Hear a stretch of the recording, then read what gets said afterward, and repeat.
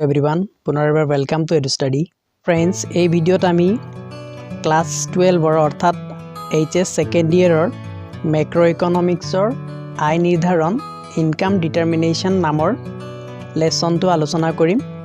আৰু এই লেসনটোৰ এইটো হৈছে পাৰ্ট 1 আৰু এই পাৰ্ট 1ত আমি আজি আলোচনা কৰিম সামগ্ৰিক চাহিদা আৰু সামগ্ৰিক যোগান লোকে ইয়াৰ আগৰ লেসনসমূহ এতিয়ালৈকে চোৱা নাই তেনে হলে সেই আগৰ লেসন সমূহৰ লিংক সমূহ কমেন্টত ডেসক্ৰিপচনত আই বুটামত আৰু এই ভিডিওৰ শেষত দিয়া আছে আৰু লগতে আপোনালোকক জনাও যে কমেন্ট ডেসক্ৰিপচন আই বুটাম আৰু ভিডিওৰ শেষত আপোনালোকে এইচএস সেকেন্ড ইয়াৰৰ ইংৰাজী গ্ৰামাৰ লগতে ইংৰাজী টেক্সটবুকৰ কোৱেশ্চন এনসাৰ সমূহৰ লিংকও পাব গতিকে সেই লিংক সমূহলৈ গৈ আপোনালোকৰ প্ৰয়োজন অনুসৰি ভিডিও সমূহ আপোনালোকে চাই ল'ব फ्रेंड्स এইখিনিতে আপোনালোকক অনুৰোধ জনাইছো যদি এতিয়ালৈকে আপোনালোকে এডুষ্টাডি চেনেলটো সাবস্ক্ৰাইব কৰা নাইবা এই চেনেলটোলৈ আপোনালোকে নতুনকৈ আহিছে তেন্তে চেনেলটো সাবস্ক্ৰাইব কৰি ওচৰত থকা বেল আইকনটো প্ৰেছ কৰি দিয়ক সো দেৰি নকৰাকৈ let's start the lesson so আৰম্ভ কৰিবলৈ গৈছো লেসনটো আৰু যেনেদৰে মই আপোনালোকক কওঁ যে লেসনটো ষ্টাৰ্ট কৰাৰ আগতে আপোনালোকে আপোনালোকৰ বহি কলম সমূহ লগত লৈ ল'ব আৰু যেখিনি প্ৰয়োজনীয় কথা মই ইয়াত উল্লেখ কৰি যাম সেই সমূহ আপোনালোকে লিখি যাব সো আয় নিৰ্ধাৰণ এতিয়া আয় নিৰ্ধাৰণ ইনকাম ডিটাৰমিনেশন কেনেকৈ কৰা হয় ম্যাক্ৰো ইকোনমিক্সত আমি হেতু ইয়াত আলোচনা কৰিম আৰু এই আয় নিৰ্ধাৰণ অৰ্থাৎ ইনকাম ডিটাৰমিনেশনৰ কাৰণে আমি কেইটামান ইম্পৰ্টেন্ট কনসেপ্ট আগতেকে জানি ল'ব লাগিব সেই কনসেপ্ট সমূহ ইয়াত দিয়া আছে এইখিনি আমি জানিম ইয়াত প্ৰথমটো হৈছে কি প্ৰত্যাশিত আৰু হেখান্ত বুলি কৈছে এক্স এন্টে এণ্ড এক্স পোষ্ট এই দুটা শব্দৰ লগত ভালকে চিনাকি হৈ ল'ব লাগিব শব্দ দুটা যিহেতু আমি এই গোটেই লেসনটোতে পাম এতিয়া আমাক কৈছে শব্দ দুটা বৰ্ণনা কৰিবলৈ যাওঁতে জাতীয় আয় গণনাৰ এইটো অধ্যায়ত আমি কিছুমান শব্দ যেনে উপভোগ বিনিয়োগ আৰু অৰ্থনীতিৰ এখন চূড়ান্ত দ্ৰব্য আৰু সেৱা ইত্যাদি সন্দৰ্ভত আলোচনা কৰিলো এইখিনি আমি ক'ত পাইছো জাতীয় আয় গণনা চেপ্টাৰটোতে অলৰেডি আলোচনা কৰিলো এই ধাৰণাসমূহে দ্বি অৰ্থ বা দ্বৈত অৰ্থ প্ৰকাশ কৰে দ্বিতীয় অধ্যায়ত এই সমূহৰ হিসাব ৰক্ষণৰ দিশৰ পৰা আলোচনা কৰা হৈছে এটা নিৰ্দিষ্ট বছৰত অৰ্থনীতি এখনৰ মূল কাৰ্যৱলীৰ সহায়ত এই সমূহৰ প্ৰকৃত মূল্য ব্যাখ্যা কৰা হৈছে অৰ্থাৎ এই সমূহ আমি উপভোগ হওক বা বিনিয়োগ হওক বা চূড়ান্ত দ্ৰব্য বা সামগ্ৰী হওক বা সেৱা হওক সেই সমূহ বিষয় আমি ক'ত পঢ়িছিলো আমি সেকেন্ড চেপ্টাৰত পঢ়িছিলো আৰু সেই সেকেন্ড চেপ্টাৰত কি আছিল ইহঁতৰ কাৰ্যৱলীৰ সহায়ত ইহঁতৰ প্ৰকৃত মূল্য যিসমূহ আছিল সেই সমূহ আমি তাত ব্যাখ্যা কৰিছিলো আমি এই প্ৰকৃত বা গণনা কৰা মূল্যসমূহ ইহঁতৰ হেখান্ত পৰিমাপন বুলি কোৱা হয় অৰ্থাৎ আমি যিসমূহ ইয়াত প্ৰকৃত বা গণনা কৰা মূল্যসমূহ পাইছিলো আমি যিখিনি প্ৰকৃত মূল্য বা গণনা কৰা মূল্য পাইছিলো সেই প্ৰকৃত বা গণনা কৰা মূল্যসমূহকে কি বুলি কয় হেখান্ত পৰিমাপন বা আমি যেটো এক্স পোষ্ট বুলি পাইছিলো হেখান্ত সেই এক্স পোষ্টটো কি হৈছে যে প্ৰকৃত বা গণনা কৰা মূল্যসমূহ আৰু কিছু কথা ইয়াত বৰ্ণনা কৰিছে বিভিন্ন নিৰ্দেশনাত এই ধাৰণাসমূহ ব্যৱহৃত হয় উপভোগ ধাৰণাটোৱে এটা নিৰ্দিষ্ট বছৰত জনসাধাৰণে কৰা প্ৰকৃত ভোগক নুবুজাব পাৰে অৰ্থাৎ উপভোগৰ যেটো ধাৰণা আছে এটা নিৰ্দিষ্ট বছৰত জনসাধাৰণে প্ৰকৃত কিমান ভোগ কৰিছে হেতু নুবুজাব পাৰে সেই একেছোৱা সময়তে তেওঁলোকে কিমান উপভোগ কৰিবলৈ পৰিকল্পনা কৰিছে সেই কথা উপভোগৰ ধাৰণাই ব্যাখ্যা কৰে সেইদৰে বিনিয়োগ বুলিলে উৎপাদকে তেওঁৰ নতুন বিনিয়োগত কৰা সংযোজনৰ পৰিকল্পনাৰ কথা বুজিব পাৰি অৰ্থাৎ উপভোগ কৰাৰ কাৰণে যিখিনি পৰিকল্পনা কৰা হৈছে সেই পৰিকল্পনাৰ কথা আমি বুজিব পাৰো উপভোগ বুলি ক'লে বা বিনিয়োগ বুলি ক'লে বিনিয়োগ কৰিবলৈ যেখিনি পৰিকল্পনা কৰা হয় সেই কথাখিনি আমি বুজিব পাৰো ধৰা হল এজন বিনিয়োগকাৰীয়ে বছৰৰ শেষত তেওঁৰ মজুতৰ সৈতে 100 টকা মূল্যৰ সামগ্ৰী যোগ কৰিব বিচাৰিছে বিনিয়োগকাৰীজনৰ বাবে এই 100 টকা হৈছে তেওঁ পৰিকল্পিত বিনিয়োগ অৰ্থাৎ ইয়াক কি বুলি কয় প্ল্যান ইনভেষ্টমেন্ট বা পৰিকল্পিত বিনিয়োগ বুলি কোৱা হয় তেওঁ কি কৰিছে বিনিয়োগকাৰীজনে বছৰৰ শেষত তেওঁ যিখিনি মজুত আছে অলৰেডি যিখিনি ষ্টক আছে সেই ষ্টকৰ সৈতে আকৌ উপৰেঞ্চি কি কৰিব তেওঁ 100 টকা অতিৰিক্ত 100 টকা মূল্যৰ সামগ্ৰী যোগ কৰিব বিচাৰিছে অৰ্থাৎ তেওঁ পৰিকল্পনা কৰিছে সেই পৰিকল্পনা কৰি অৰ্থাৎ ই যেটো ইয়াত 100 টকা আছে সেই 100 টকাটো তেওঁ কি কৰিব যে বছৰটোত অহা বছৰত বা এই বছৰৰ শেষত তেওঁ কি কৰিব বিনিয়োগ কৰিব 100 টকা বিনিয়োগ কৰিবৰ কাৰণে তেওঁ পৰিকল্পনা কৰিছে সেই কাৰণে ইয়াক কোৱা হৈছে পৰিকল্পিত বিনিয়োগ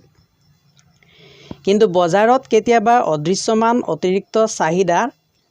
সৃষ্টিৰ ফলত সামগ্ৰী বিক্ৰী বৃদ্ধি পায় যাৰ ফলত বিনিয়োগকাৰীয়ে তেওঁ মজুতৰ পৰা 30 টকা মূল্যৰ সামগ্ৰী বিক্ৰী কৰিবলৈ সন্মত হয় এইদৰে বছৰটোৰ শেষত তেওঁ পূৰ্বৱৰ্তী মজুতৰ পৰিমাণ হয়গে 100 বিয়োগ 30 সমান 70 টকা তেওঁ পৰিকল্পিত বিনিয়োগৰ পৰিমাণ হ'ল 100 টকা আনহাতে প্ৰকৃত বা শেষান্ত বিনিয়োগৰ পৰিমাণ হ'ল 70 টকা মাত্ৰ গতিকে আমি ক'ব পাৰোঁ যে চলকসমূহৰ পৰিকল্পিত মূল্য চূড়ান্ত দ্ৰব্যৰ উপভোগ বিনিয়োগ বা উৎপাদন সিহঁতৰ প্ৰত্যাশিত পৰিমাপ অৰ্থাৎ কৈছে যে চলকসমূহৰ যি পৰিকল্পিত মূল্য আছে চূড়ান্ত দ্ৰব্যৰ উপভোগ বা বিনিয়োগ বা উৎপাদন সিহঁতৰ প্ৰত্যাশিত পৰিমাপ অৰ্থাৎ এইখিনি হৈছে যে ইহঁতৰ পৰিকল্পিত মূল্যসমূহ চলকসমূহৰ পৰিকল্পিত মূল্যসমূহ ইহঁতৰ প্ৰত্যাশিত পৰিমাপ অৰ্থাৎ আমি যেটো আশা কৰোঁ যেটো পৰিকল্পনা কৰোঁ পৰিকল্পিত পৰিমাপ বুলি ক'ব বিচাৰিছে সো নেক্সট কি আছে অৰ্থনীতিৰ এটা তাত্ত্বিক আৰ্হিত চলকৰ এই প্ৰত্যাশিত মানবোৰ আমাৰ মূল্য বিবেচনাৰ বিষয় হোৱা উচিত যদি কোনোৱে চূড়ান্ত দ্ৰব্যৰ ভাৰসাম্য মূল্য কি হ'ব বা মুঠ ঘৰুৱা উৎপাদন জিডিপিৰ পৰিমাণ কি হ'ব সেই সন্দৰ্ভত আগতীয়া অনুমান কৰিব বিচাৰে তেনেহলে তেওঁ এইটো গম পাব লাগিব যে মানুহে কিমান পৰিমাণৰ চূড়ান্ত দ্ৰব্যৰ ফাইনেল গুডছ চাহিদা আৰু যোগান সৃষ্টি কৰিব আমি সেয়ে অৰ্থনীতি এখনৰ উপভোগ বিনিয়োগ আৰু মুঠ উৎপাদনৰ প্ৰত্যাশিত এক্স এন্টে মূল্য সন্দৰ্ভত জনাটো অতিশয় জৰুৰী অৰ্থাৎ প্ৰত্যাশিত মানে হৈছে যে কোনো এটা সামগ্ৰী উপভোগ আৰু তাৰ বিনিয়োগ বা কোনো এটা দ্ৰব্যৰ চূড়ান্ত দ্ৰব্য বা সেৱাৰ উপভোগ আৰু বিনিয়োগৰ যি মুঠ প্ৰত্যাশিত মূল্য আছে এক্স এন্টে মানে আমি আগতেকে যিখিনি পৰিকল্পনা কৰিছো পৰিকল্পিত যেটো আছে পৰিকল্পিতটোকে কি বুলি কয় প্ৰত্যাশিত বুলি কয় এক্স এন্টে বুলি কোৱা হয় হেতু হৈছে পৰিকল্পিত এতিয়া প্ৰত্যাশিত উপভোগ এক্স এন্টে কনজাম্পশন বুলি কৈছে এটো কি হয় ধাৰণাটো কনজাম্পশন ইনে উপভোগ কৰা বুলি কোৱা উপভোগৰ বিষয় আমি পঢ়িছিলো মাইক্ৰো ইকনমিক্সত আৰু সেই একে ধৰণৰ উপভোগে ইয়াত কি আছে কনজাম্পশনটো সাধাৰণতে এটা প্ৰশ্ন উদয় হয় যে পৰিকল্পিত ভোগ কিহৰ ওপৰত নিৰ্ভৰ কৰে মানুহে আয়ৰ এটা অংশ উপভোগত ব্যয় কৰে আৰু বাকি অংশ সঞ্চয় কৰে ধৰা হল এজন ব্যক্তিৰ আয় 100 টকা বৃদ্ধি পালে তেওঁ এই সমুদায় বৃদ্ধি বা অতিৰিক্ত আয়ৰ গুটেখিনি কেতিয়াও ব্যয় নকৰে ইয়াৰে এটা অংশ সঞ্চয় কৰিব আৰু ধৰা হল এই পৰিমাণ হল অৰ্থাৎ তেওঁ সঞ্চয় পৰিমাণ হল 20 ভাগ শতকৰা 20 ভাগ ভৱিষ্যতে আয়ৰ পথ কেতিয়াবা বন্ধ হৈ যাব পাৰে বুলিয়ে এই সঞ্চয় কৰা হয় সে মানুহে কিয় সঞ্চয় কৰিব ভৱিষ্যতে তেওঁ যিখিনি ইনকামৰ সোৰ্স আছে বা আয়ৰ যেটো পথ আছে সেই পথটো কি হৈ যাব পাৰে ভৱিষ্যতে বন্ধ হৈ যাব পাৰে মানুহে হেতু ভাবি লব গতিকে তেওঁ কি কৰিব সঞ্চয় কৰিব অথবা ভৱিষ্যতে ব্যয় বৃদ্ধিৰ সম্ভাৱনাও থাকিব পাৰে বা অন্যথা কি হ'ব পাৰে তেওঁ আয় বন্ধ নহলেও তেওঁ যেটো ব্যয় আছে সেই ব্যয়টো বৃদ্ধি পাব পাৰে যাৰ কাৰণে তেওঁ যেটো আয় আছে চলিত আয় আছে সেই চলিত আয়ে সেই ব্যয়ৰ পৰিমাণ যিখিনি বৃদ্ধি হৈছে সেইখিনি ঢুকি নাপাবও পাৰে গতিকে তেওঁ কি কৰিব সঞ্চয় কৰি ৰাখিব বিভিন্ন ব্যক্তিয়ে তেওঁলোকৰ অতিৰিক্ত আয়ৰ অংশৰ পৰা বিভিন্ন পৰিমাণৰ সঞ্চয় কৰে ধনী ব্যক্তিসকলে দুখীয়া লোকসকলতকৈ স্বাভাৱিকতে অধিক সঞ্চয় কৰে আমি যদি বিভিন্ন ব্যক্তিয়ে সঞ্চয় কৰা আয়ৰ অংশবোৰৰ গড় উলিয়াও তেনেহলে সমগ্ৰ অৰ্থনীতিখনৰ মানুহবোৰে অতিৰিক্ত আয়ৰ কিমান অংশ সঞ্চয় কৰে তাৰ এটা প্ৰতিচ্ছবি পাব পাৰো আমি এই অংশটোকে প্ৰান্তিক সঞ্চয় প্ৰৱণতা মাৰ্জিনেল প্ৰপেনচিটি টু সেভ এমপিএস বুলি কওঁ ই হল অৰ্থনীতিৰ মুঠ অতিৰিক্ত পৰিকল্পিত সঞ্চয় আৰু মুঠ অতিৰিক্ত আয়ৰ এক অনুপাত যিহেতু উপভোগ হল সঞ্চয়ৰ পৰিপূৰক গতিকে আমি একৰ পৰা বিয়োগ কৰিলে প্ৰান্তিক ভোগ প্ৰৱণতা পাব পাৰো এটা কি হৈছে কথাটো ইয়াত কৈছে আমি জানিব লগা এটা ইম্পৰ্টেন্ট কনসেপ্টটো হৈছে এমপিএস অৰ্থাৎ মাৰ্জিনেল প্ৰপেনচিটি টু সেভ বা প্ৰান্তিক সঞ্চয় প্ৰৱণতা কাক বোলে এটা প্ৰান্তিক সঞ্চয় প্ৰৱণতা কাক বোলে বুলি কলে আমি তাৰ ডেফিনেশনটো এডখৰ পৰা দিব লাগিব এইখিনিৰ পৰা প্ৰান্তিক সঞ্চয় প্ৰৱণতা কাক বোলে কোৱেশ্চনটো লিখি লওক প্ৰান্তিক সঞ্চয় প্ৰৱণতা কাক বোলে তেতিয়া আমি লিখিব লাগিব প্ৰান্তিক সঞ্চয় প্ৰৱণতা হ'ল অৰ্থনীতিৰ মুঠ অতিৰিক্ত পৰিকল্পিত সঞ্চয় আৰু মুঠ অতিৰিক্ত আয়ৰ এক অনুপাত বা এনেকেও ক'ব পাৰিম এখন অৰ্থনীতিৰ মুঠ অতিৰিক্ত পৰিকল্পিত সঞ্চয় আৰু মুঠ অতিৰিক্ত আয়ৰ অনুপাতকে প্ৰান্তিক সঞ্চয় প্ৰৱণতা বোলে তেনেকৈ আমি ক'ব পাৰিম তাৰ পিছত আৰু এটা কথা কৈছে যেহেতু উপভোগ হ'ল সঞ্চয়ৰ পৰিপূৰক অৰ্থাৎ উপভোগ মানে আমি যেটো কনজাম্পশন সি বুলি পাইছিলো আৰু এতিয়া যেটো আমি সঞ্চয় বুলি পাইছো সেভিংস বুলি পাইছো যেটো এস আমি পাইছো সেই দুটা হৈছে কি ইটো হিতুৰ পৰিপূৰক গতিকে সেই কৈছে যে গতিকে আমি একৰ পৰা কি কৰিছে একৰ পৰা বিয়োগ কৰিলে প্ৰান্তিক ভোগ প্ৰৱণতা পাব পাৰো অৰ্থাৎ একৰ পৰা কি বিয়োগ কৰিলে একৰ পৰা যেটো সঞ্চয় প্ৰৱণতা আছে প্ৰান্তিক সঞ্চয় প্ৰৱণতা এটো ভালকে স্পষ্টকৈ ক্লিয়াৰলি কথাটো কোৱা নাই যে আমি কথাটো মই এতিয়া কৈ দিছো ইয়াত ভালদৰে বুজি লব যে একৰ পৰা যেতিয়া আমি কি কৰিম এমপিএস ইয়াত যেটো মাৰ্জিনাল প্ৰপেনজিটি টু সেভ আছে এমপিএস যেটো আছে এমপিএস যদি আমি 1 ৰ পৰা মাইনাস কৰি দিও বিয়োগ কৰি দিও তেতিয়া হলে তাৰ সমান আমি কি পাম এমপিসি পাম ইয়াত আমি কি পাম এমপিসি মাৰ্জিনাল প্ৰপেনজিটি টু কনজিউম বুলি কোৱা হয় যাক অৰ্থাৎ মাৰ্জিনাল প্ৰপেনজিটি টু কনজিউম বা প্ৰান্তিক ভোগ প্ৰৱণতা বুলি কয় এই প্ৰান্তিক ভোগ প্ৰৱণতা কেনেকৈ পোৱা যায় একৰ পৰা যদি আমি সঞ্চয় প্ৰৱণতা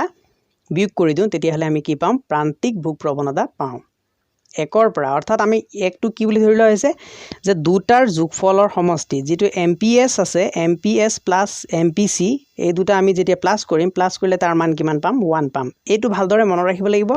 আৰু ইয়াৰ ওপৰত ডিপেন্ড কৰি আমি এক্সাৰসাইজত কোৱেশ্চন পাম যত আমি অংক কৰিব লগা হ'ব পাৰে অৰ্থাৎ ম্যাথমেটিক্যাল কোৱেশ্চন পাই যাম এই পাঠটোৰ ওপৰত ভিত্তি কৰি আৰু এতিয়া ইয়াত ভোগৰ প্ৰান্তিক ভোগ প্ৰৱণতা বা মাৰ্জিনাল প্ৰপেনজিটি টু কনজিউম কাক বোলে হেতু ইয়াত ডেফিনেশন দিছে নেকি চাই লৈছো যদি দিয়া নাই তেনে হলে সেই ডেফিনেশনটো মই এতিয়া কৈ দিম এবাৰ চাই লৈছো ইয়াত কি কৈছে ধৰা হল অৰ্থনীতি এখনৰ এমপিসি হল সি স্মল সি লৈছে যত কি হ'ব লাগিব small c is greater than 0 ই 0 তকৈ ইয়াৰ মানটো সদায় ভালদৰে মনত ৰাখিব লাগিব যে ভোগৰ প্ৰান্তিক প্ৰৱণতা যি আছে ভোগৰ প্ৰান্তিক প্ৰৱণতাৰ মান সদায় শূন্যতকৈ কি হ'ব লাগিব ডাঙৰ হ'ব লাগিব কিন্তু একতকৈ সৰু হ'ব লাগিব সেই কাৰণে স্মল c is ইয়াত লিখিছে স্মল c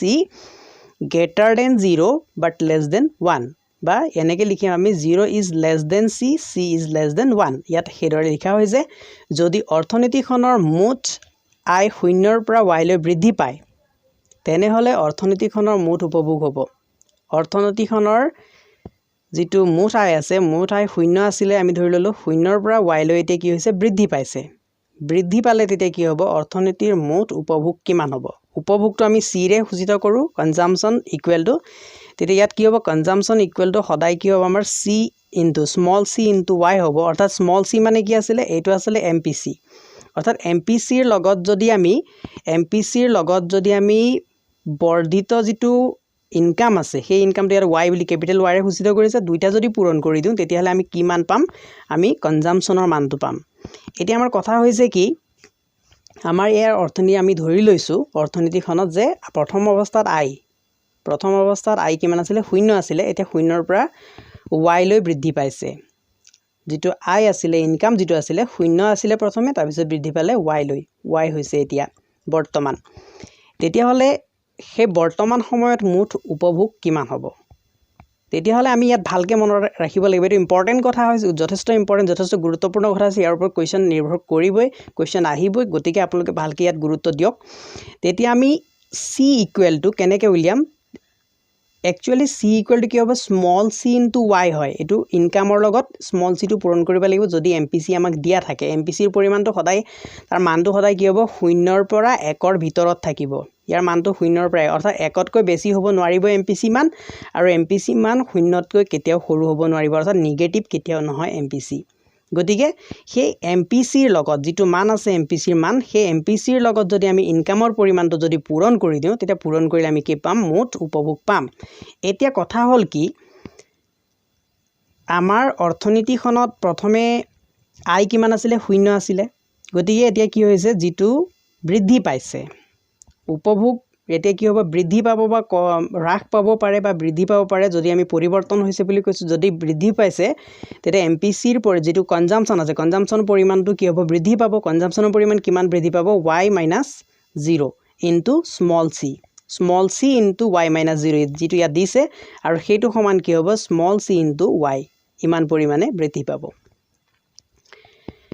এইটো হৈছে আমাৰ ধাৰণাটো এই ধাৰণাটো ভালকৈ মনত ৰাখিব লাগিব আৰু মই এটা এক্সাম্পল দিছোঁ আপোনালোকে ভালদৰে চাই লওক এক্সাম্পলটো কি কৈছোঁ মই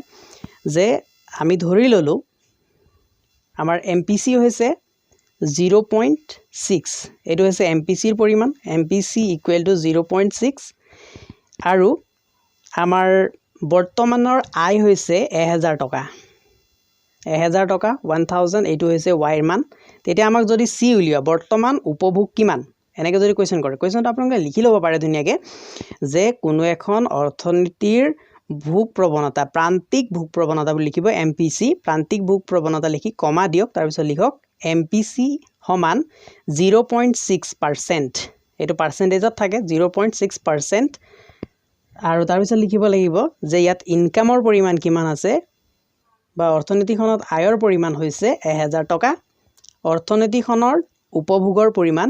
নিৰ্ণয় কৰা কোৱেশ্চনটো তেনেকৈ আহিব অৰ্থনীতিখনৰ উপভোগৰ পৰিমাণ নিৰ্ণয় কৰা তেতিয়া আমি লিখিব লাগিব যিহেতু আমাক দিয়া আছে MPC ইকুৱেল টু 0.6 তাৰপিছত লিখিম আয় সমান y ইকুৱেল টু 1000 টকা আৰু আমি লিখিম এতেকে c ইকুৱেল টু কি হ'ব স্মল c ইনটু y এতিয়া স্মল c ৰ পৰিমাণ কিমান হ'ব 0.6 ইনটু y মান কিমান আছে 1000 গতিকে এইটো যেতিয়া আমি পূৰণ কৰিম তেতিয়া কিমান হ'ব 6 আৰু এটা শূন্য দশমিকৰ কাৰণে উঠি যাব বাকি দুটা শূন্য অৰ্থাৎ 600 টকা অৰ্থাৎ 1000 টকাৰ 600 টকা কি কৰে উপভোগত খৰচ কৰে আৰু যদি ইয়াতে সুধে আমাক সেভিংস কিমান হৈছে সঞ্চয় কিমান হৈছে অৰ্থনীতিখন তেতিয়া সঞ্চয় উলিয়াবলৈ হ'লে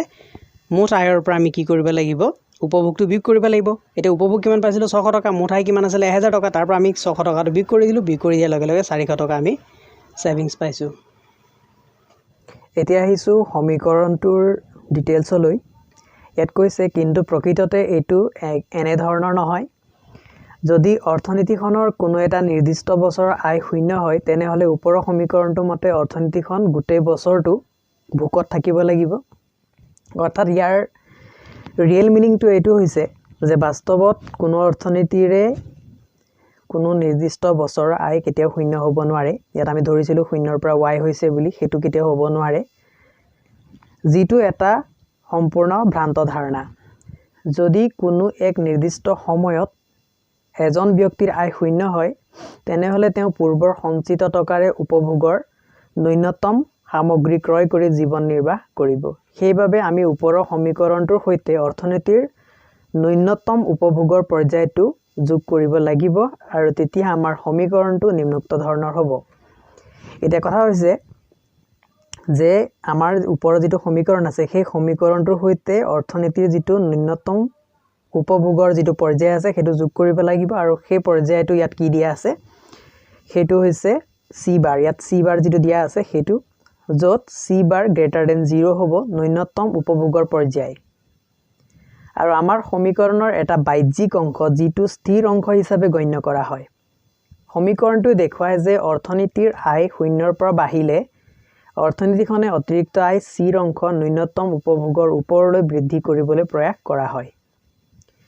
সো আশা কৰিছো এয়া সকলোৱে বুজি পাইছে নেক্সট কি হৈছে প্ৰত্যাশিত বিনিয়োগ এক্স এন্টে ইনভেষ্টমেন্ট আছে বিনিয়োগ হল দৃশ্যমান মূলধনী মজুতলৈ হোৱা সংযোজন অৰ্থাৎ কোনো দৃশ্যমান মূলধনী মজুত আছে ক'বাত ষ্টক আছে সেই ষ্টকত যদি কিবা দৃশ্যমান সংযোজন হয় যেনে ধৰি লওক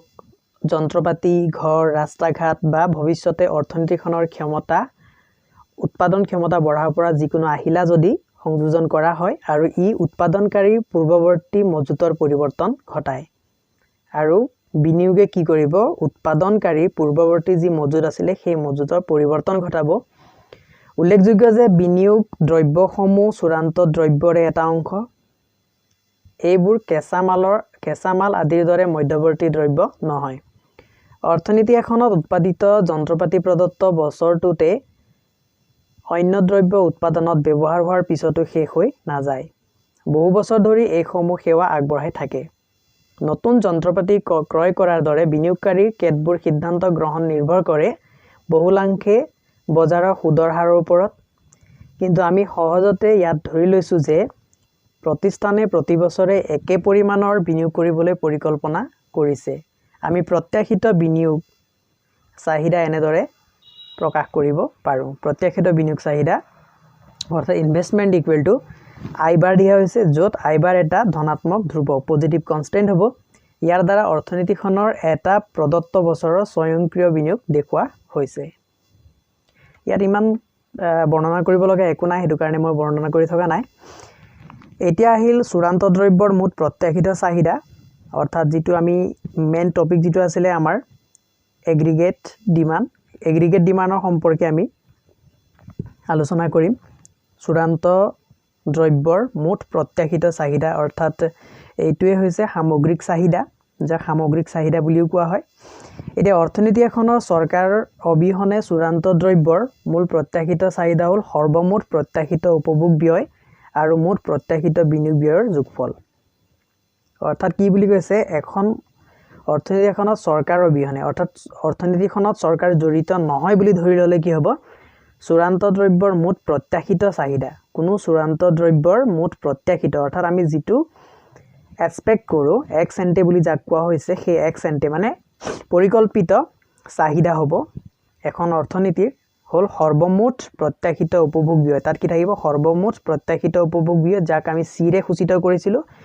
আৰু মুঠ প্ৰত্যাশিত বিনিয়োগৰ যোগফল অৰ্থাৎ এই দুটাৰ যোগফল চি, মুঠ প্ৰত্যাশিত উপভোগ ব্যয় আৰু মুঠ প্ৰত্যাশিত বিনিয়োগ ব্যয় দুটাৰ যোগফল হ'ব। আৰু এই সমীকৰণটো এ ডি বুলি লিখা হৈছে। এ ডি মানে হৈছে aggregate demand. Aggregate demand equal to তেতিয়া কি হ'ব, aggregate demand A D equal to কি হ'ব, ইয়াত চি প্লাছ আই হ'ব। উদাহৰণস্বৰূপে এইটো দিছে এটা সমীকৰণ। এতিয়া 4.1ৰ পৰা চিৰ যিটো মান আছিলে আৰু আইৰ মান বহুৱাই পাওঁ, অৰ্থাৎ আমাৰ যিটো চি মান দিয়া আছিলে, এই চি মানটো কি পাইছিলোঁ আমি, চি ইকুৱেল টু আমি কি পাইছিলোঁ, C bar plus small C into Y বুলি পাইছিলোঁ, যিটো আমি ইয়াত চিৰ সলনি বহুৱাই দিম। আৰু চিৰ সলনি বহুৱাই দিলে তেতিয়া আমাৰ কি আহিব, ইয়াত এ ডি ইকুৱেল টু, মই ভালদৰে লৈছোঁ এইটো। চ' এতিয়া যদি মই লওঁ ইয়াত চি ইকুৱেল টু আমাৰ কি আছিলে, আমি যদি ভিডিঅ'টো আপোনালোকে অকণমান পিছুৱাই যায় তেতিয়া আপোনালোকে দেখিব, খন্তেক আগতে জাষ্ট ডিছকাছ কৰি আহিছোঁ। তাত কি আছিলে, C bar plus small C into Y আছিলে, আৰু আমাৰ যিটো ইয়াত আই বুলি আমি লিখিছোঁ প্ৰত্যাশিত যিটো বিনিয়োগ আছিলে, প্ৰত্যাশিত বিনিয়োগ, তাক আমি কি লিখিছিলোঁ, আই বাৰেৰে সূচিত কৰিছিলোঁ। এনেকৈ আই লিখি ওপৰত বাৰ এটা দিছিলোঁ, এইটো আছিলে। এতিয়া আমি এই সমীকৰণ যিটো পাইছোঁ, এই সমীকৰণটো কেনেকৈ আহিল মই সেইটো বুজাব বিচাৰিছোঁ। এই সমীকৰণটো মেইন হৈছে এ ডি ইকুৱেল টু আমি অলৰেডি যিটো পালোঁ ইয়াত চি প্লাছ আই যিটো আছে সেইটোৰ পৰা আহিছে চি প্লাছ আই, আৰু ইয়াত এতিয়া চিৰ ঠাইত কি বহিব, এই মানটো বহিব, যিটো চি ইকুৱেল টু এই যিটো মান আছিলে চি বাৰ, যিটো কি আছিলে চি বাৰ প্লাছ কি আছে স্মল চি ইনটু ৱাই, আৰু প্লাছ কি আহিব, ইয়াত যিটো আই আছে সেই আই মানটো কি আছিলে, আই বাৰ আছিলে, গতিকে তাৰ জেগাত কি বহিছে, আই বাৰ বহিছে। আৰু ইয়াক যদি আমি সৰল কৰি ধুনীয়াকৈ যদি চি বাৰটো প্লাছ আকৌ যদি আই বাৰটো আগত লিখোঁ, তেতিয়া সেইখিনি আগত আহিব, প্লাছ কি আহিব, স্মল চি ইনটু ৱাই পিছলৈ যাব, যিটো আমি ইয়াত পাইছোঁ এইটো তেনে ৰূপ হৈছে। চ' আশা কৰিছোঁ সকলোৱে বুজি পাইছে। এইখিনি আমি সমীকৰণটোৰ পৰা লৈছোঁ। এই সমীকৰণখিনি যিখিনি আমি অলৰেডি পাইছিলোঁ ইয়াত, এইটো যিটো আই ইকুৱেল টু আই বাৰ আছিলে অলৰেডি আপোনালোকক দেখুৱাই গৈছোঁ। ঠিক একেদৰে ইয়াত কি আছিলে, চি ইকুৱেল টু এইটো C bar plus small C into Y আছিলে, এইখিনিৰ পৰা তাত মানখিনি বহুৱাই দিয়া হৈছে সমীকৰণটোত। অৰ্থাৎ সেই ইয়াত যিটো সমীকৰণ আমি লৈছোঁ, এই সমীকৰণটোত কি কৰা হৈছে, দুটা সমীকৰণৰ মান বহুৱাই দিয়া হৈছে। এতিয়া ইয়াত ক'ব বিচাৰিছে যদি চূড়ান্ত দ্ৰব্যৰ বজাৰখন ভাৰসাম্য অৱস্থাত থাকে তেনেহ'লে আমি লিখিব পাৰোঁ যে Y equal to C bar plus I bar plus small C into Y, য'ত ৱাই হ'ল প্ৰত্যাশিত বা পৰিকল্পিত চূড়ান্ত দ্ৰব্যৰ যোগান। চি বাৰ আৰু আই বাৰ স্বয়ংক্ৰিয় ৰাশি দুটাৰ যোগ দি সমীকৰণটো পুনৰ সৰলীকৰণ কৰিলে নিম্নোক্ত ধৰণে লিখিব পৰা যায়, Y equal to A bar plus small C into Y, য'ত কি কৈছে A bar equal to C bar plus I bar হ'ল অৰ্থনীতি এখনৰ মুঠ স্বয়ংক্ৰিয় ব্যয়। বাস্তৱ ক্ষেত্ৰত স্বয়ংক্ৰিয় বিনিয়োগৰ এই ৰাশি দুটাই বেলেগ বেলেগ ধৰণৰ আচৰণ কৰে চি বাৰৰ দ্বাৰা অৰ্থনীতিখনৰ ন্যূনতম উপভোগৰ পৰ্যায় দেখুওৱা হয় ই সময়ৰ সৈতে কম বেছি পৰিমাণে সুস্থিৰ হৈ থাকে অৱশ্যে আই বাৰ সময়ৰ লগে লগে হ্ৰাস বৃদ্ধি হোৱা লক্ষ্য কৰা যায় সো এই ক্ষেত্ৰত অৱশ্যে সতৰ্কতা মানি চলিবলগীয়া হয় অৰ্থাৎ ইয়াত ইমান গুৰুত্বপূৰ্ণ কোনো কথা নাই এতিয়া মই ইয়াৰ যিটো সামগ্ৰিক চাহিদা আছে সামগ্ৰিক চাহিদা সম্পৰ্কে অকণমান এডখতে বুজাই দিব বিচাৰিছো সামগ্ৰিক চাহিদা কেনেদৰে আমি নিৰ্ধাৰণ কৰিব পাৰো সামগ্ৰিক চাহিদা কি হয় ডিটেইলত মই কথাখিনি ক'ব বিচাৰিছো গতিকে আমি কিতাপৰ পৰা অলপমান আঁতৰি আহিম মই ধুনীয়াকৈ নোটৰ যোগেদি বুজাই দিম সো এতিয়া ইয়াত প্ৰথম কথা হৈছে সামগ্ৰিক চাহিদা কাক বোলে সামগ্ৰিক চাহিদা মানে কি কাক বোলে এটা সামগ্ৰিক চাহিদাৰ আমি যদি ডেফিনেশ্যন দিব বিচাৰো তেতিয়া সামগ্ৰিক চাহিদাৰ ডেফিনেশ্যনটো কি হ'ব যে কোনো এখন অৰ্থনীতিত এটা নিৰ্দিষ্ট সময়সীমাৰ ভিতৰত উৎপাদিত সমগ্ৰ দ্ৰব্য আৰু সেৱাৰ মুঠ চাহিদাকে সামগ্ৰিক চাহিদা বোলে অৰ্থাৎ সামগ্ৰিক চাহিদা হ'ল এখন অৰ্থনীতিত এটা নিৰ্দিষ্ট বছৰত উৎপাদিত সকলোবোৰ দ্ৰব্য আৰু সেৱাৰ মুঠ চাহিদা অৰ্থাৎ অৰ্থনীতিখনে দেশখনত উৎপাদিত হোৱা সমূহ দ্ৰব্য আৰু সেৱাৰ যিটো চাহিদা সৃষ্টি কৰে সেই চাহিদাটোকে কি বুলি কোৱা হয় এগ্ৰিগেট ডিমান্ড অৰ্থাৎ সামগ্ৰিক চাহিদা বুলি কোৱা হয় আৰু সামগ্ৰিক চাহিদাক লিখা হয় কেনেদৰে এডি বুলি লিখা হয় আৰু এডি ইকুৱেল টু আমি কি পাইছো সি প্লাছ আই বুলি পাইছো সি মানে হৈছে আমি ধৰি ললো এখন অৰ্থনীতিত যিমানবোৰ দ্ৰব্য আৰু সেৱা উৎপাদন হৈছে সেই দ্ৰব্য আৰু সেৱা কি কৰা হয় সেইখিনি হয়তো উপভোগ কৰা হয় নহয় সেইখিনি কি কৰা ইনভেষ্টমেন্টত খৰচ কৰা হয় অৰ্থাৎ সেইখিনি কি কৰা হয় বিনিয়োগ কৰা হয় তেতিয়া হলে যেটো সিৰ মান আছিলে সি ইকুৱেল টু আমি কি পাইছিলো সি বাৰ প্লাস স্মল সি ইনটু y বুলি পাইছিলো এতিয়া যদি আমি এই মানটো ইয়াত ৰিপ্লেস কৰি দিও তেতিয়া সি প্লাস স্মল সি ইনটু y প্লাস আকৌ যদি i টো আমি এইখিনি প্ৰত্যাখিত বুলি ধৰি লৈছো হেতু কাৰণে i বাৰ দিয়া হয় গতিকে এই i বাৰটো ইয়াত গুছি আহিব আৰু সমীকৰণটো যদি আমি ভালদৰে সিজিল কে লিখো তেতিয়া কি হ'ব এটো ad ইকুৱেল টু কি ওলাব c bar plus i bar plus small c into y হৈ ইয়াত বহিব সো হেয়া আসলে সামগ্ৰিক চাহিদা মানে অন্য একো নহয় অৰ্থনীতিখনে সৃষ্টি কৰা চাহিদা আৰু অৰ্থনীতিখনে কিহৰ চাহিদা সৃষ্টি কৰে অৰ্থনীতিখনত যিমানবোৰ দ্ৰব্য আৰু সেৱা উৎপাদিত হৈছে এখন অৰ্থনীতিত এটা নিৰ্দিষ্ট বছৰত যিমানবিলাক দ্ৰব্য আৰু সেৱা উৎপাদন কৰা হৈছে সেই সমূহৰ অৰ্থনীতিখনত যিমান চাহিদাৰ সৃষ্টি হয় মুঠতে যিমান অৰ্থনীতিত চাহিদা সৃষ্টি হৈছে সেই অৰ্থনীতিখনত উৎপাদিত দ্ৰব্য আৰু সেৱাসমূহৰ হেতুকে কি বুলি কয় হেতুকে কোৱা হয় অৰ্থনীতিখনৰ সামগ্ৰিক চাহিদা আৰু এতিয়া সামগ্ৰিক চাহিদা বুলি কোৱাৰ লগে লগে সামগ্ৰিক চাহিদা ৰেখা আছে আৰু সামগ্ৰিক চাহিদা ৰেখা যেনেকৈ আমাৰ মাইক্ৰো ইকনমিক্সত চাহিদা ৰেখা আছিল ঠিক একেদৰে ইয়াতো সামগ্ৰিক চাহিদা ৰেখাডাল কি হৈছে ইয়াৰ যেটো স্লোপ বুলি কোৱা হয় ইয়াৰ যেটো ঢাল আছে হেতু ওপৰৰ পৰা তললৈ হেলনি অৰ্থাৎ আমি এটো আকুতে এনেকে ওপৰৰ পৰা তললৈ এনেকে আকিব লাগিব ইয়াক লিখা হয় এডি বুলি গতিকে এটো হৈছে সামগ্ৰিক চাহিদা আৰু ইয়াত থাকিব কি ইয়াত থাকিব আমি ৰিয়েল জিডিপি এটা লিখিব পাৰো ৰিয়েল জিডিপি বা প্ৰকৃত জিডিপি বুলি লিখি দিব পাৰা ৰিয়েলৰ জায়গাত আৰু ইয়াত কি থাকিব প্ৰাইস লেভেল আৰু এটা কথা হৈছে যে সামগ্ৰিক চাহিদা হ'বৰ কাৰণে সদায় প্ৰাইস লেভেল অৰ্থাৎ দৰ স্তৰ বুলি যাক কোৱা হয় ইয়াত লিখিব আপোনালোকে দৰ স্তৰ বুলি দৰ স্তৰটো সদায় প্ৰয়োজন হয় আৰু সামগ্ৰিক চাহিদা হ'বৰ কাৰণেও এখন অৰ্থনীতিত যিমানবোৰ দ্ৰব্য আৰু সেৱা উৎপাদন কৰা হয় সেই দ্ৰব্য আৰু সেৱাৰ এটা নিৰ্দিষ্ট দৰ স্তৰ থাকিব লাগিব আৰু সেই নিৰ্দিষ্ট দৰ স্তৰত কি হ'ব সামগ্ৰীটোৰ যেটো সামগ্ৰিক চাহিদা অৰ্থনীতিখনে তৈয়াৰ কৰিব বা সামগ্ৰিক চাহিদাৰ অৰ্থনীতিখনে সৃষ্টি কৰিব আৰু সেই সৃষ্টি কৰিবৰ কাৰণে এটা দৰ স্তৰ কিন্তু লাগিব সেই কাৰণে দৰ স্তৰটো কি কৰা হয় ইয়াৰ y অক্ষ যেটো আছে y অক্ষত লোৱা হয় আৰু ইয়াৰ যেটো ৰিয়েল জিডিপি যেটো আমি প্ৰকৃত জিডিপি বুলি কৈছিলো হেতু আমি ইয়াত এনেদৰে দেখুৱা হয় গতিকে যদি কোৱেশ্চন কৰা সামগ্ৰিক চাহিদা কাক বোলে তেতিয়া সামগ্ৰিক চাহিদা সম্পৰ্কে আপোনালোকে ধুনীয়াকৈ লিখি লব যে এখন অৰ্থনীতিত কোনো এটা নিৰ্দিষ্ট বছৰত কোনো এটা নিৰ্দিষ্ট দৰ স্তৰত উৎপাদিত সমূহ দ্ৰব্য আৰু সেৱাৰ চাহিদাকে সামগ্ৰিক চাহিদা বোলে কথাখিনি ধুনীয়াকৈ লিখি লওক যিখিনি মই ইয়াত লিখি দেখুৱাব পৰা নাই এতিয়া লিখিবলৈ অলপ অসুবিধা হয় সো আপোনালোকে লিখি লব ধুনীয়াকৈ ইয়াৰ পিছত আহিছো সামগ্ৰিক যোগানলৈ সামগ্ৰিক যোগান মানে কি যেনেকৈ সামগ্ৰিক চাহিদা আছিল ঠিক একেদৰে সামগ্ৰিক যোগান বুলি ক'লে এখন অৰ্থনীতিত যিখিনি যোগান আছে সেইখিনি বুজা যায় আৰু সেই অৰ্থনীতি যোগানখিনি কি হ'ব সেইখিনি কেনেকুৱা ধৰণৰ যোগান আৰু সেই যোগানখিনি কোনে আগবঢ়ায় সেই যোগানখিনি আগবঢ়াব ফাৰ্মছ বিলাকে অৰ্থাৎ অৰ্থনীতিখনত যিমানবিলাক ফাৰ্মছ আছে অৰ্থাৎ যিমানখিনি উৎপাদন প্ৰতিষ্ঠান আছে সেই উৎপাদন প্ৰতিষ্ঠানসমূহে এখন অৰ্থনীতিত এটা নিৰ্দিষ্ট বছৰত বা এটা বছৰত এটা নিৰ্দিষ্ট দৰ স্তৰত ইয়াত কি হ'ব লাগিব ইয়াতো প্ৰাইস লেভেলটো দৰ স্তৰ যেটো আছে ইয়াতো লাগিব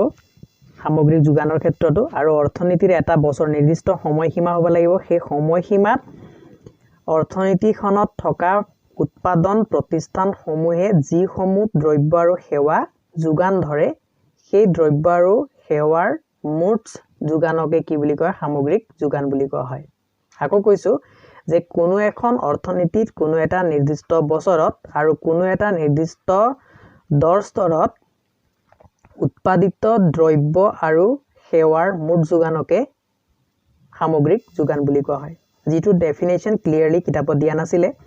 আৰু সামগ্ৰিক যোগানটোৰ কাৰণে সামগ্ৰিক যোগান ৰেখাটো আমি জানিব লাগিব সামগ্ৰিক যোগান ৰেখা কেনেকুৱা হয় হেতু মই এতিয়া আঁকি দেখুৱাইছো সো সামগ্ৰিক যোগান ৰেখাটো আঁকিবৰ কাৰণে যেনেকৈ আমাৰ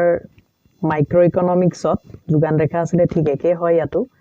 আৰু ইয়াতো আমি কি শো কৰিব লাগিব ইয়াতো ৰিয়েল জিডিপি লাগিব যেনেকৈ সামগ্ৰিক চাহিদা ৰিয়েল জিডিপি আছিল x অক্ষত ইয়াতো x অক্ষত ৰিয়েল জিডিপি আমি লিখিব লাগিব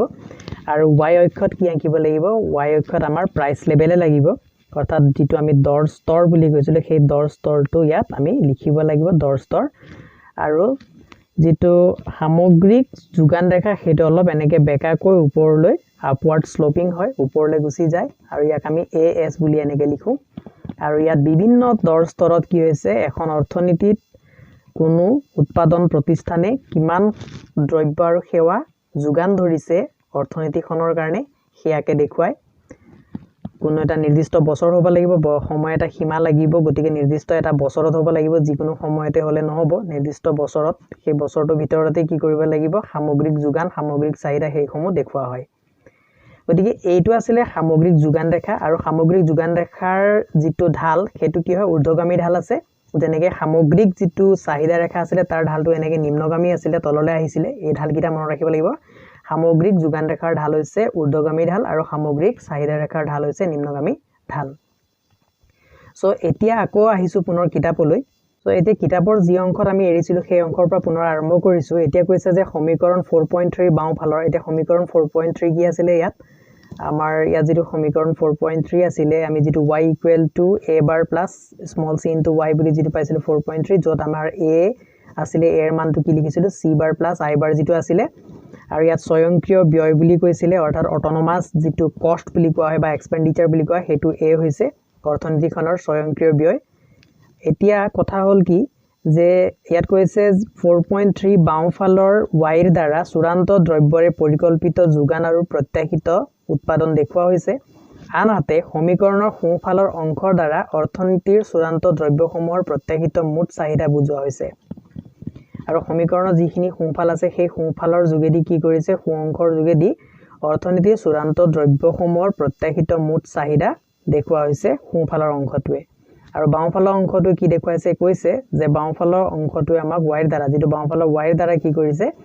যে দ্ৰব্যৰ পৰিকল্পিত যোগান আৰু প্ৰত্যাশিত উৎপাদন দেখুৱা হৈছে পৰিকল্পিত যোগান যি প্ৰত্যাশিত উৎপাদন আছে হেতুকে প্ৰত্যাশিত উৎপাদনকে বা পৰিকল্পিত যোগান বুলি কোৱা হৈছে মানে ফাৰ্মছ বিলাকে বা উৎপাদন প্ৰতিষ্ঠান বিলাকে অৰ্থনীতিখনত যিমানখিনি উৎপাদন কৰিব সেই উৎপাদনটোৱে হৈছে অৰ্থনীতিখনত থকা যোগান আৰু সেইখিনি y ৰ দ্বাৰা দেখুৱা হৈছে আৰু ঠিক একেদৰে যেটো সমীকৰণ 4.3 যেটো সোঁ অংশ আছে সোঁফালৰ অংশটো আকৌ কি দেখুৱাইছে ইয়াত অৰ্থনীতিখনৰ চূড়ান্ত দ্ৰব্যসমূহৰ যি প্ৰত্যাশিত মুঠ চাহিদা আছে এটা ভাৰসাম্য অৱস্থাত কি হ'ব লাগিব অৰ্থনীতিখন কেতিয়া ভাৰসাম্য হ'ব ভাৰসাম্য অৱস্থাত অৰ্থনীতিখনৰ প্ৰত্যাশিত যোগান আৰু চাহিদাৰ পৰিমাণ সমান হ'ব লাগিব দুইটা সমান হ'ব লাগিব তেতিয়া অৰ্থনীতিখন ভাৰসাম্য হ'ব সমীকৰণ 4.3 এ সেইভাবে দ্বিতীয় অধ্যায়ৰ গাণিতিক প্ৰকাশৰ সৈতে খেলিমেলিৰ সৃষ্টি হ'ব কৰিব নালাগে য'ত কোৱা হৈছে যে মুঠ সামগ্ৰীৰ হেখান্ত মূল্য অৰ্থনীতিখনৰ হেখান্ত উপভোগ আৰু বিনিয়োগৰ সৰ্বমুঠ যোগফলৰ সৈতে সদায় সমান যে দ্বিতীয় অধ্যায়ৰ যিখিনি কথা আছে দ্বিতীয় অধ্যায়ত আমাক কৈছিলে যে এখন অৰ্থনীতিৰ মুঠ সামগ্ৰিক শেষান্ত মূল্য যিখিনি আছে সেইখিনি অৰ্থনীতিখনৰ শেষান্ত উপভোগ আৰু বিনিয়োগৰ সৰ্বমুঠ যোগফলৰ সৈতে সমান অৰ্থাৎ এখন অৰ্থনীতিত যিমানখিনি চূড়ান্ত দ্ৰব্য আছে চূড়ান্ত দ্ৰব্য আৰু সেৱা আছে সেইসমূহৰ যিটো মূল্য পাইছো সেই মূল্যসমূহ কি হ'ব লাগিব সেইটো অৰ্থনীতিখনত যিমানখিনি উপভোগ হয় আৰু যিমানখিনি বিনিয়োগ হয় সেইসমূহৰ লগত সমান হ'ব লাগিব যদি এটা প্ৰদত্ত বছৰত উৎপাদনকাৰীয়ে উৎপাদনৰ পৰিকল্পনা কৰা চূড়ান্ত দ্ৰব্যৰ তুলনাত প্ৰত্যাশিত চূড়ান্ত দ্ৰব্যৰ চাহিদা হ্ৰাস পায় তেনেহলে সমীকৰণ 4.3 নাখাটে যদি হ্ৰাস হয় অৰ্থাৎ কি হৈছে কোনো এটা বছৰ প্ৰদত্ত বছৰত কি হৈছে উৎপাদনকাৰীয়ে উৎপাদনৰ পৰিকল্পনা কৰি চূড়ান্ত দ্ৰব্য পৰিকল্পনা কৰা যিখিনি চূড়ান্ত দ্ৰব্য আছে সেই চূড়ান্ত দ্ৰব্যখিনিৰ তুলনাত যদি প্ৰত্যাশিত চূড়ান্ত দ্ৰব্যৰ চাহিদা অৰ্থাৎ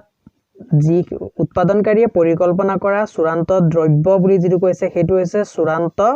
যোগান সেই চূড়ান্ত যোগানৰ তুলনাত যিটো চূড়ান্ত যোগানক আমি কি কৈছিলো এগ্ৰিগেট সাপ্লাই বুলি কৈছিলো এগ্ৰিগেট সাপ্লাইৰ পৰিমাণটো কি হয় তাতকৈ কি হৈছে যদি চূড়ান্ত দ্ৰব্যৰ চাহিদাটো হ্ৰাস পায় অৰ্থাৎ যিটো এগ্ৰিগেট ডিমান্ড আছিল সেইটো যদি লেছ হয় আৰু এগ্ৰিগেট সাপ্লাই যদি গ্ৰেটাৰ হয় বেছি হয় এগ্ৰিগেট সাপ্লাইটো অৰ্থাৎ সামগ্ৰিক যোগানটো বেছি হৈছে সামগ্ৰিক চাহিদা কমিছে তেনেহলে সমীকৰণ 4.3 নাখাটিব অৰ্থাৎ 4.3 ত আমি যেটো পাইছিলো হেতু ইমব্যালেন্স হ'ব ভাৰসাম্য নহব মজুদ ভাণ্ডাৰত মিলাই দিয়া হয় যাক সাধাৰণতে পূৰ্বৱৰ্তী দ্ৰব্যৰ অপ্ৰত্যাশিত বৃদ্ধি হিচাপে বিবেচনা কৰা হয় এটো পৰিকল্পিত বা প্ৰত্যাশিত বিনিয়োগৰ এটা অংশ নহয় অৱশ্যে ই নিতান্তই বছৰটোত শেষত পূৰ্বৱৰ্তী মজুতৰ লগত প্ৰকৃত সংযোজন আন কথাত ই শেষান্ত বিনিয়োগ এইদৰে যদি পৰিকল্পিত y পৰিকল্পিত c + i তকৈ অধিক তথাপি প্ৰকৃত y প্ৰকৃত c + i ৰ সৈতে সমান হ'ব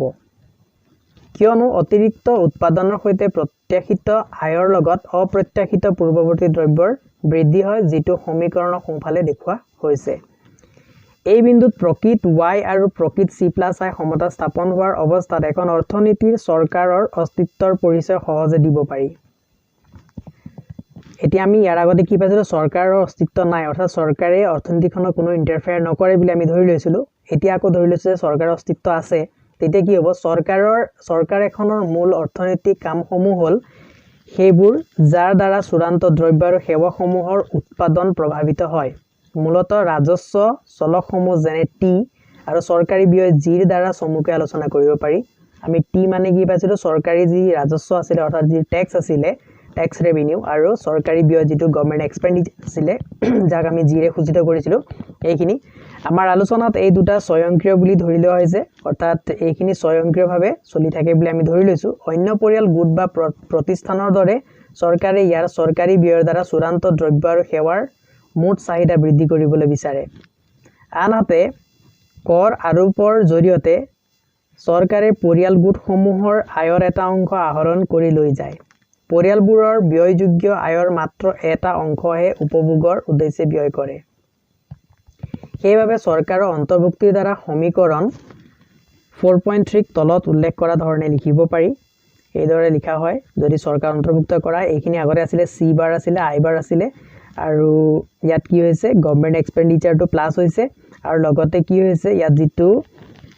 ব্যয়যোগ্য আয় আছিল তাৰপৰা আমি যেটো কনজাম্পশন কৰা হয় সেই কনজাম্পশনটো যেটো কি হৈ আছিল স্মল c * y হৈ আছিল স্মল c * y পৰা এতিয়া কি কৰিব লাগিব মাইনাস টেক্স টো ইয়াৰ পৰা মাইনাস কৰি দিব লাগিব অৰ্থাৎ এতিয়া কি হ'ব মন কৰিবলগীয়া যে g মাইনাস c * t আৰু c বাৰ আৰু i বাৰে a বাৰ স্বয়ংক্ৰিয় ৰাশি সংযোজন কৰিছে ই সমীকৰণটোৰ কোনো গুণগত মান সলনি কৰিব নোৱাৰে আমি সৰলীকৰণৰ বাবে পৰৱৰ্তী আলোচনাত চৰকাৰী খণ্ডটো সম্পূৰ্ণ আওকাণ কৰিম এইটো লক্ষ্য কৰিবলগীয়া যে চৰকাৰী কৰ আৰু ৰাজ সাহায্য অবিহনে অৰ্থনীতিৰ মুঠ চূড়ান্ত দ্ৰব্য আৰু সেৱা বা জিডিপি ৰাষ্ট্ৰীয় আয়ৰ সৈতে একে হৈ পৰে সেইবাবে পৰৱৰ্তী আলোচনাত আমি y জিডিপি বা ৰাষ্ট্ৰীয় আয় হিচাপে কোনো পৰিৱৰ্তিত ৰূপত নিদিয়াকৈ আলোচনা কৰিম গতিকে এইখিনি আছিল কি সামগ্ৰিক চাহিদা এটা সামগ্ৰিক চাহিদা কিদৰে স্থানান্তৰ হয়